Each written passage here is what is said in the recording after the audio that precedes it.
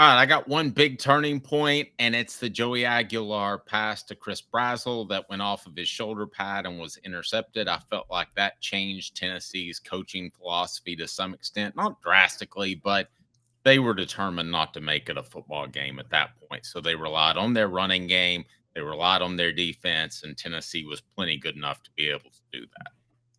Yes, that's actually one of my key turning points, funny enough, because I think that one of the underrated ones was right after that interception, that defensive stand that they had, which one of those was an ineligible receiver downfield penalty that helped them, but they forced 2 incomplete passes, forced a 3 and out, and Boo Carter got that 34-yard punt return right after that.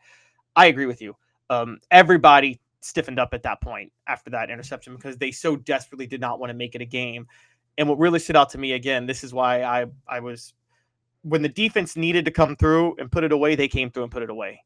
And that was a really big point that that the defense stood their ground. So you and I looked at it a little differently, but I think we're on the same page that that's definitely that sequence is definitely a turning point in the game. What other turning points were out there for you? A few others. The 12-yard pass to Braylon Staley on the first drive. This is a very underrated play of the game. You remember Tennessee drives down to the red zone. They get a holding penalty that brings up a first and 18, right? Right. The last thing you want against a team like UAB is to have to kick a field goal on your opening drive.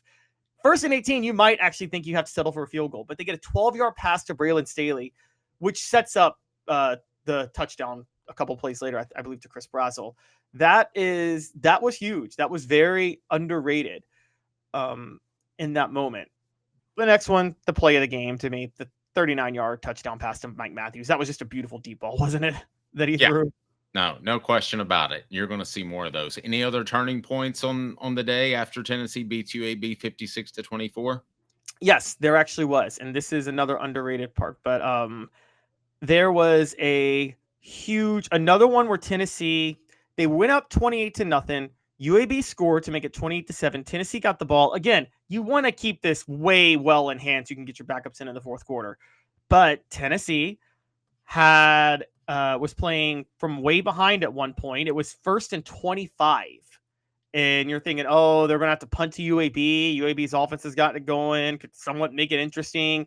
But right after that, they, on a 3rd and 12, UAB stupidly commits a defensive pass interference penalty, which nets Tennessee a first down. And after that, Tennessee's able to go down the field. Peyton Lewis gets that 32-yard touchdown run to make it a 35-7 game. And then right after that, the turning points are Tennessee gets a stop on 4th and 3. And right after that, Josh Heupel finally this year goes for it on 4th down, and they get a touchdown out of it. So that really stood out to me. Yep, absolutely.